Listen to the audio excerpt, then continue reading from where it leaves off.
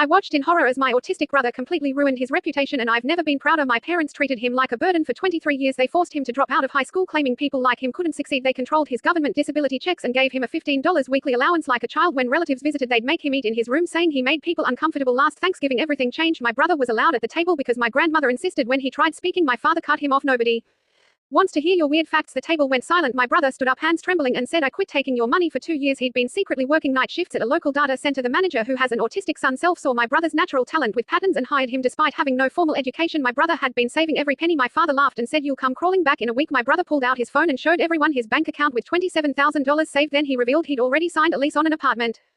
3 months later, his work with identifying network vulnerabilities got him promoted twice at the company holiday party. The CEO personally thanked him for catching a security breach that saved them millions. My parents now tell everyone they always knew he was brilliant. Last week they showed up at his apartment unannounced, expecting to be welcomed. He politely asked them to leave and call first next time. Sometimes the greatest power is simply walking away and building something better.